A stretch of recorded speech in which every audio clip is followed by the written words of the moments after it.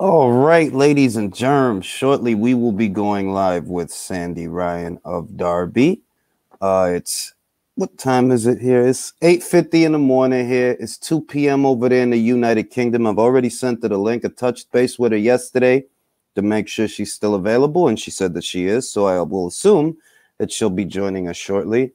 Good morning, Sufami Dan. Good morning, Mark Hartnett. Good morning or good afternoon, depending on what part of the world you're in. If you're in my part of the world, it's very early. I had to get up real quick, make my son a bowl of cereal. He's real hungry. Eats like a bodybuilder. Hungry little man. And yeah, man, I was goody PBC prison warden, Kent S. You know what I mean? And we're just going to get into a couple of subjects. Now, you guys know the rules of engagement. If you guys have a question that you would like asked on your behalf, you got to present it in the form of a super chat because my eyes are fixed on the screen to the person that I'm talking to. So the color icon of the super chat will let me know that somebody has a question because my eyes aren't on the comments. My eyes are going to be on the screen. And yeah, man, fun little live yesterday. Once again, I've managed to ruffle some feathers. I will address this to Flame Boy Entertainment Promotions, who asked, why do you compare what Bob said about Rigo with what he said about Bivol? Because he said the same thing about both. Next stupid question, please. This is kind of what I mean, that it's like online, things don't sound as stupid as they do when you actually say them. You know, he's asking me, why did I bring up what Bob said about Rigo in reference to what he said about Bivol? I brought it up because he said the same thing about both. That's why I brought it up. And you know that. But in print, it doesn't sound as well, it doesn't sound like anything because it's in print. But when I say it, it sounds just as stupid as it sounds. You know what I mean? It's wild, man. The internet is something, man. It's really something special. The kind of tomfoolery you see on the internet. I was goody Emma. You know what I mean? And we here, man. It's a good morning. It's a good time to be alive and all of that. I was goody Timmy. What's goody SJ Fish? Yeah, man. We here, man. You know what I mean? I don't even know what the point of that question was. If you see, like, I have already explained, you know, why I chose to bring up those two comments, because he essentially said the same thing about two different people. He said that Bivol is boring. He said that Rigo is boring. And I bring that up because, well, it's self-explanatory. If you hold it against him that he said that Rigo is boring, do you also hold it against him that he said the same thing about Bivol? Do you also hold that against him because he said the same thing about both? And these guys, I swear to God, they'll never jump on a live to actually discuss what they have on their minds. They'll always just hide out in the comments. It's silly. Like, if you feel that passionate about it, the platform is open to you to come on and discuss it. They never want to do that. They just want to hide out in the comments. Because once again, in the comments, and when it's in print, as opposed to having to say that or ask that question, well, you won't hear how stupid it sounds if it's in print. But if you have to actually say what you're saying with your own mouth, you're going to feel in your shoulders and your neck how silly that question is. It's crazy, man. It's crazy. And yeah, you know, going live. Any questions that you guys might have for Sandy, you send them in the form of a super chat. The color icon will be there, and then I'll know to ask the question. I'm also going to be going over the questions that some of you left on the post I made on Twitter.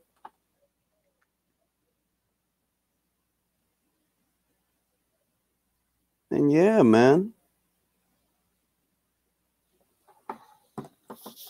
They don't have the, I mean, you know what the other thing is, Martin?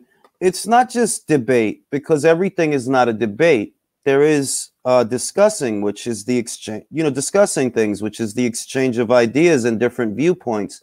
And the issue is that a lot of guys want their viewpoint heard, but they don't want to hear anyone else's. I'm willing to listen to what other people have to say. I'm not gonna. Oh, there's Sandy. She's here. All right, everybody. No problem. Everybody. Hi, Sandy. Good afternoon. I can't hear you that well. You can. Oh, let me see. Hold on. Can you hear me now? A little. Wait a minute. I'll get my AirPods. Yeah. Okay. 1 second.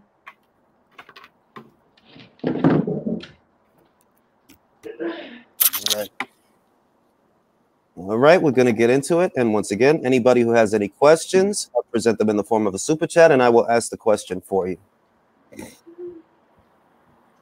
And we will wait. We're back. 1 sec. Okay, can you hear me? Oh, that's much better. Okay, good afternoon, Sandy. Everybody, this is Sandy Ryan of Derby, 3-0 as a professional, 2 knockouts. How are you this afternoon, Sandy? I'm good, thank you. I'm very good. Okay, so thanks for reaching out also to get me on. Oh, we're big fans. I'm a big fan. I've been watching you since you went pro. Definitely think you're going to be a world champion. And one of the questions that I like to ask every fighter that I get on here, it's a good icebreaker, is what's your favorite thing about being a boxer? What's your least favorite thing about being a boxer? My favorite thing is, I think it's because it's an independent sport and quite independent person, and I like punching people in the face. The least favorite is like the diet side. I hate dieting. Yeah, a lot of fighters have told me that their least favorite thing about it is making the weight. Yeah. That and the politics also. Next question. Top 5 favorite boxing movies, if you have a top 5 favorite boxing movies. Top 5. Boxing movies, I'd say Creed. I like Creed. Rocky films. They're the only really boxing ones that I've watched, really. Okay. Now, not exclusive to boxing movies, top 5 favorite movies. There's a few. I like horrors, but I can't really give you a favorite. Do you know what I mean? Okay. Next set of questions. Top 5 female boxers in your opinion, not including yourself. Top 5 female boxers in your opinion. Top 5 male boxers in your opinion. Female, I'd say Clarissa Shields, Amanda Serrano, Katie Taylor. Currently as well. Let me think. Does it have to be 5, or can you just say? It can be whichever ones that come to mind. Really, it doesn't have to be 5. Yeah, they're like the top ones that come to my mind. Do you know what I mean? Okay. Now, and then the males, Canelo, Floyd Mayweather. Who else right now? Shakur Stevenson. I like watching him. Okay. Now, next question. This is a burning topic among many boxing fans. A lot of people have different opinions about this. Who out there do you see, or who out there would you like to see Canelo Alvarez fight next in his next fight? I don't know. It's on about going up. Is it on about going up to cruiserweight, isn't it? Yeah. But, yeah. I don't know. I don't really know if I'd like to see that, because it's a bit of an odd one, isn't it? Like going up that many divisions, it's just a bit. I mean, I think it's kind of inspired by Roy Jones. You know, Roy Jones, he started out as a junior middleweight, and then he kind of topped out at heavyweight. Then he came back down, but I think that's what inspired the move. Okay, next question in reference to your own career and your own profession. How do you feel about the 3-minute round? Because a lot of people talk about it. Some people seem like they're for it. Some people are against it. Some people are indifferent. How do you feel about it? I would like to do it. I train 3 minutes in the gym. So, and coming from the amateurs, we was doing 3 minutes. I know it was 3 threes, but we were doing 3-minute rounds. Then coming into the pros, it's like a massive difference. But I would like to do 3 minutes. I'm not sure if it's going to change or not, but Okay. How do you feel that additional minute would help the situation? You know, having that additional minute in a round. You'd see more knockouts, I believe. Yeah, because like you see like the male side, like you see more knockouts later on in the rounds and later on in the fight. And I believe that would happen in, you know, the top, when you watch like the top female fights, like the world title fights and stuff later on, like you get some of them that are going the distance, but I believe if it was 3-minute rounds, they wouldn't all go the distance. Okay. Also, in reference to your own career, is it true, because it's just a rumor that I heard, but is it true that you're trying to fight for a world title at the end of this year against, I believe the rumor I heard was Chantel Cameron, or the winner of Cameron versus Rice? Is that true? That's what my team want. They're planning on. They want me to have like, I think it's 2-3 more fights, and then we're going to look onto titles. Whether, I don't know what titles it is, but yeah, that's the plan to the end of this year to go for a title. Okay. Can we get any estimates on when your next fight date is? Yeah, March time. Oh, that's cool. That's cool. Yeah. Okay, next question. I saw that your promoter, Eddie Hearn, he said that they're looking at April for the Amanda Serrano versus Katie Taylor fight. For your money, who do you think wins that fight and how? Such a good fight, isn't it? I think Serrano is going to be the hardest task for Katie so far. I don't know. I can't. I don't know. I don't really want to choose. I'm on the fence with that one. Okay. Also, we know that Sky Sports, they're invested in Clarissa. They're also invested in Savannah, and they're supposed to be fighting this year in the summer. Who do you like in that fight? I've said it I've always said it, like, Savannah, they're both great fighters. Savannah's a good fighter, but I just believe Clarissa has the edge on Savannah in a professional fight. I know she's beat her in the amateurs, but it is different. The amateurs are different, more rounds, and yeah, I think Clarissa gets that one.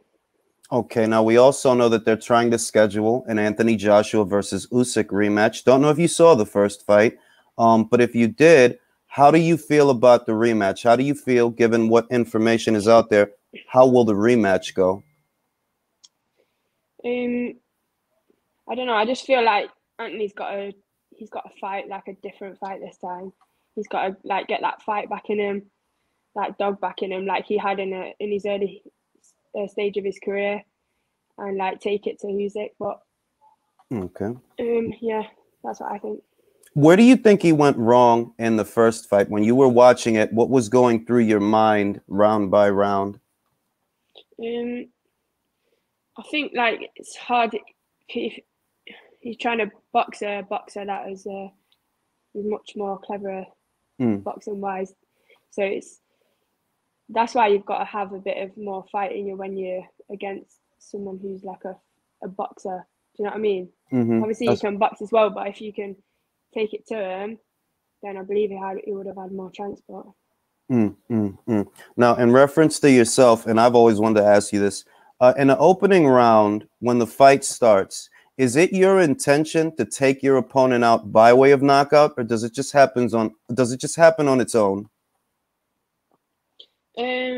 Not all the time, because my first fight, my intentions wasn't to knock the girl out. If it happened, it happened, but we were going in there to basically outbox the girl because we knew that she was the fighter and was just going to bring it.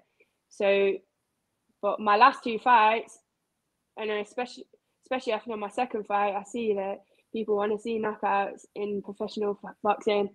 So that's what my intentions were in my third fight, to go out there and knock the girl out. Now, in reference to that, because I saw your post on Twitter and I saw that there was a bit of back and forth between you and Rick Ramos, a potential fight, even though I don't think it'll happen soon, but it is something that could happen.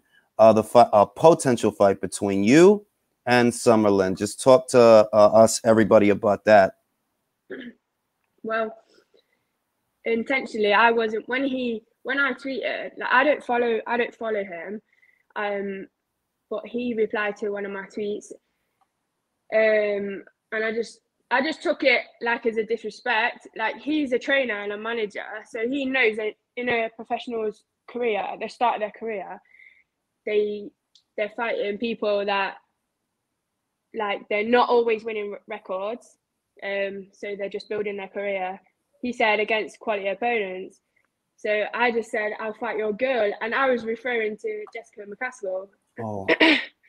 And then obviously he come back with Summer Lin, and because I don't follow him on social media, I YouTubed the girl and like looked her up, and that's when I was laughing. Like, obviously I believe that he said that she would give me problems, and I just laughed because she wouldn't give me problems. And then he just went off from there, and it just was a bit of a mayhem. Yeah, and I saw that because this kind of went on. It kind of went on for hours, and I saw that there was some effort to do the fight, to actually like, okay, let's try to do the fight. Just elaborate upon that. Yeah, because if he's saying that someone's going to give me problems, I said, I was right on to my manager. I said, make that fight happen. Because I'm not one to just talk on social media and say, oh, I'll beat you. No, make the fight happen then. So my manager, obviously we was looking at Bustos for my next fight. She don't want to fight. So then Matchroom reached out to Ramos and said Summer Lin, and he was like, no, 147. Then my team, they obviously want to build me to 140 because obviously I'll fight her. My response was I'd fight her anyway, and my manager was like, no, we want you to build up to like 140, get titles there, and then we move up. So then he comes on Twitter and he says excuses. So the next day, I was in the gym with Cliff. I said, Cliff, just make the fight. Let her come in at 147, at 150. I'll come in at 143. I don't care. I'll still fight her. I'll fight her and I'll beat her, whatever weight she comes in at. But then there was too much. Apparently, I don't know the ins and outs, but Ramos just wanted more from Matchroom for Summer Lin to take the fight with me. Not money-wise, but like contract-wise. And I just think, like, who are you to like ask for all this from Matchroom? Like, you said that she'll give me problems, so just take the fight. It's a fight. We're in boxing, but it's too much complication, so that's just out the window at the minute. And well, I won't be fighting her in my next fight, that's for sure. Okay, so that's also confirmation that Bustos is out because she's not going to fight? Yeah. Victoria Bustos. Yeah, I think. Yeah, we reached out to her team and they don't want to take the fight. Are there any other who are you guys looking at since Bustos? Because Bustos is for those that don't know, Bustos is a former two division champion by way of the IBF at 135 and at 140. Since she rejected the fight, who are some other names? What are some other names that are in the running? We're just looking at anyone in the top 10, really. Okay. So we're just waiting on them. UK Rob says #medieval bring up Sandy Smoke. We're always bringing smoke.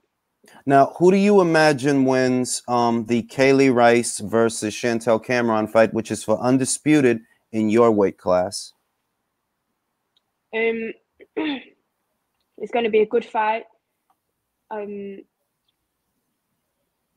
Reese had a good fight in her last fight. I think Chantel will come on strong. I think Chantel will beat her on points. Now, because you're in that division and because you're targeting a world title, it's conceivable that by the time you fight for one of them is going to have all the belts. It could be Kaylee, could be Chantel. How do you evaluate Chantel as an opponent for you? What strengths do you see in Chantel? The strengths, you can't take it away from her, that she's got like a very good engine. She will keep coming all night for the 10 rounds. Yeah, and you can't take that away from her. I've said that all since the amateur days. But ability-wise, I believe I'm better. And the same question for Kaylee. What strengths do you see in Kaylee if she ends up winning that fight and you have to fight her? I think Kaylee's got a good boxing brain, boxing IQ. But I think I believe I'll be faster than her, more sharper than her, I believe. And is it your intention, because you're at 140 now, to perhaps one day move up to 147 and see about becoming a champion there also? Yeah, for sure. I want to win more titles at 140 and then move up. Where would you say is your highest ceiling that you can move up? I've been up and down in the weights in the amateurs, so going up and down in the weights doesn't bother me. What's 69 kilos? Is it 154? 154 junior middleweight. I boxed at that in the amateurs. That was the last weight I boxed at in the amateurs, but obviously I want to do 140 and then 147, and then we'll see what happens then. And which is your most comfortable weight, would you say, is your optimal weight? I feel comfortable at all of them, to be fair, because I've boxed at all of them. Obviously 140, I'm quite big for that weight. So 147 will be nice. Okay.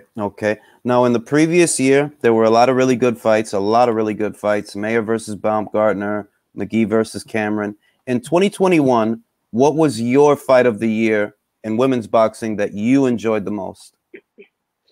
I would say Michaela and is it Hamadouche? Yeah, Hamadouche. Yeah, I'd say that fight. Like, and there was just a lot in it, like boxing wise as well. There was a lot of work inside, clean work as well.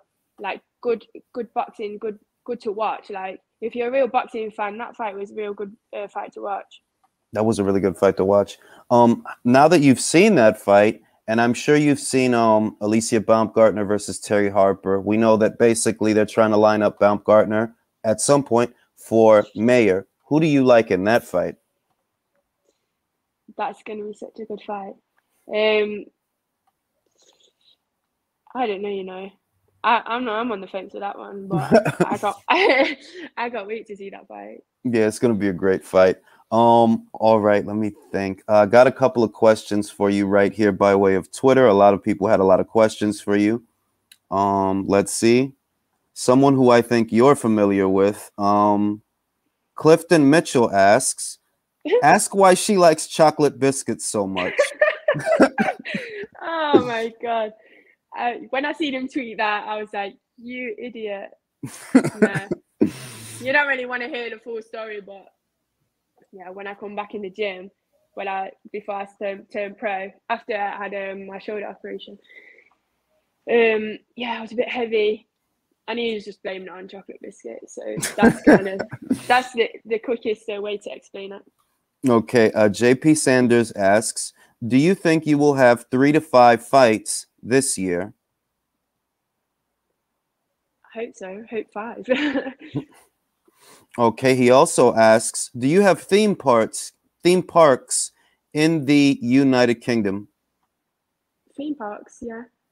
Okay. Yeah, there's quite a few. Okay, let's go to the next one.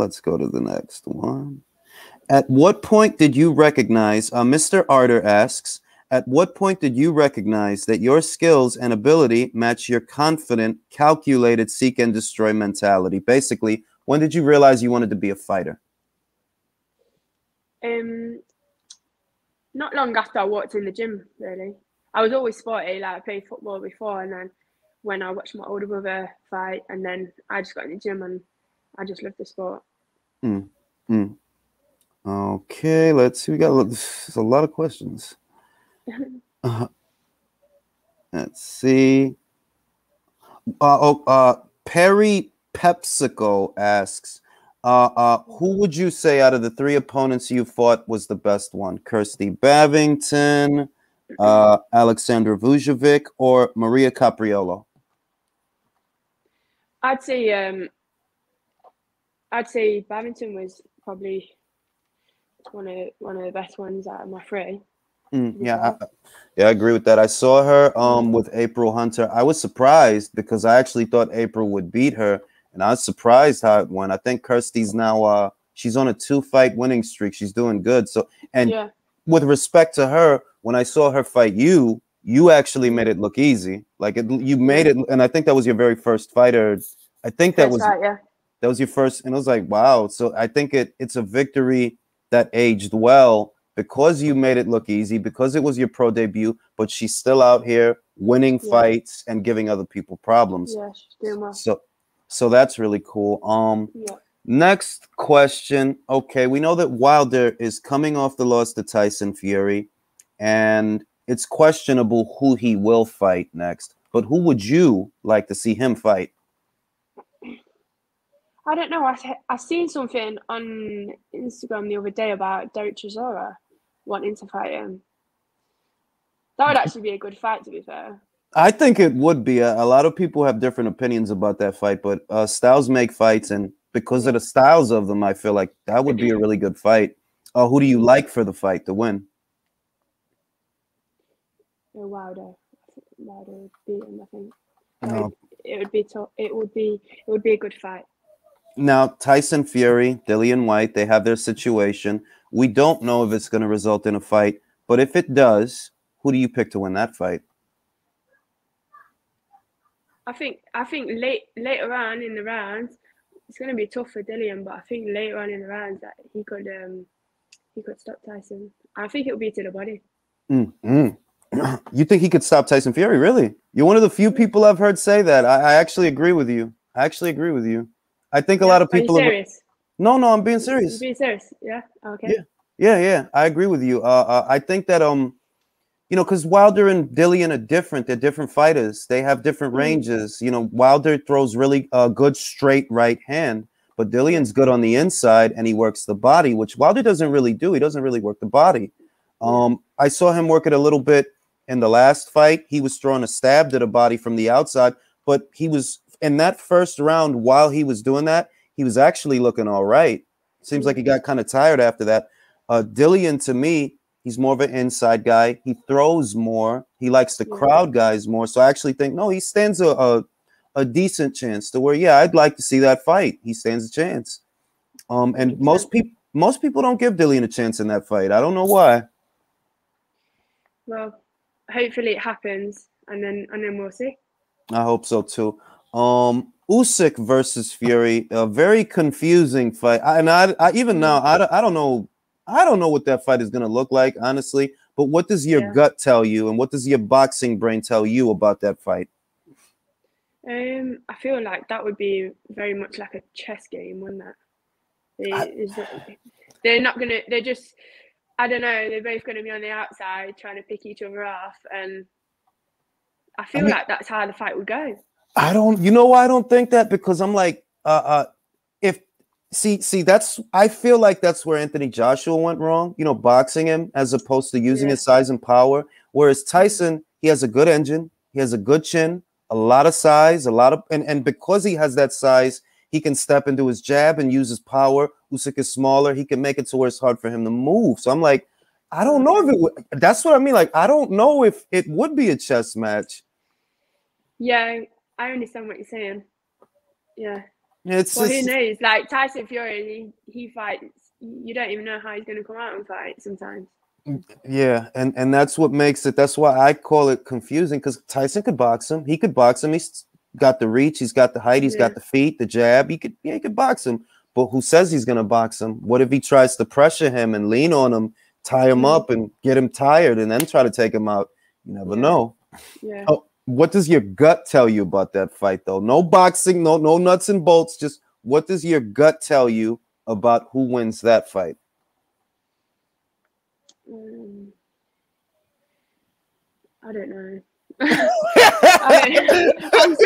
I'm so shit asking these questions. Honestly, like Hey, it's cool. If you don't know, most people that sometimes I just like watching the boxing. I don't like to be given like predictions or saying, "Oh, who won who." Yeah, no, and it's tough. Like honestly, I wouldn't bet on that fight. I wouldn't put money down, and that's basic because I don't know what's gonna happen. It's a great fight, but I don't know what's gonna happen. If it's the other way, and let's say AJ wins the rematch, he fights Fury. What do you imagine that fight looks like? Be like, I don't know. I think Tyson. I don't know. I think Tyson will beat him.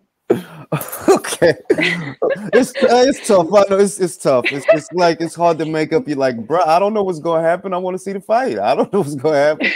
So I dig it. At least we know no one's gonna be started asking me questions about boxing now. No. I mean, yeah. I mean, look, it's tough. Like we can pretend that we know, but at the end of the day, until the night of the fight, we don't know. We don't know what's gonna happen.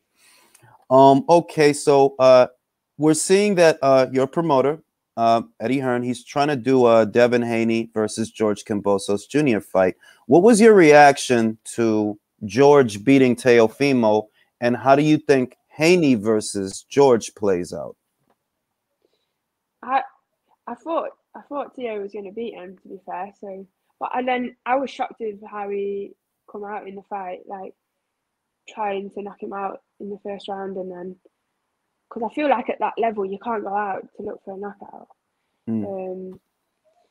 But against Devin Haney, I think he's very much smart. He'd be much smarter, and I think he'd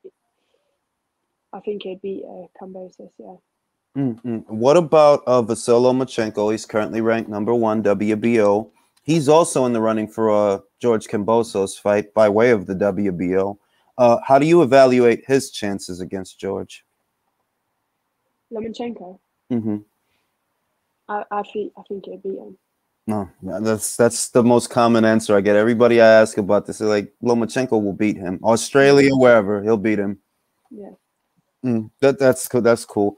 Okay, so next, let me think. What's next? So I asked you about your 2021 fight of the year. Who do you think was the 2021 fighter of the year? Fighter.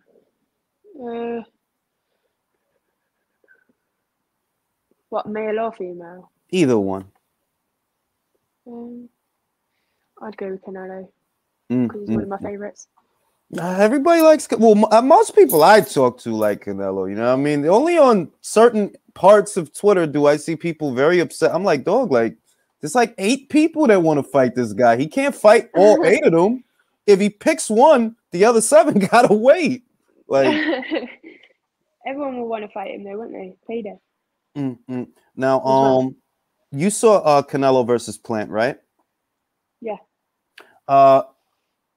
I would say out of the 3 champions that he fought at 168 pounds, who do you think gave him the better fight? Callum Smith, Billy Joe Saunders, or Caleb Plant? Caleb Plant. For what reason? He had spells in the fight where he was doing well, didn't he? Yeah, I didn't really watch much of Caleb Plant before the fight, but then when I was watching that fight, I actually become like a fan. Very good, very good. Now they're talking about Caleb Plant versus Jermall Charlo. Don't know if that fight's gonna happen. That's interesting. Who do you think wins that fight? I don't know.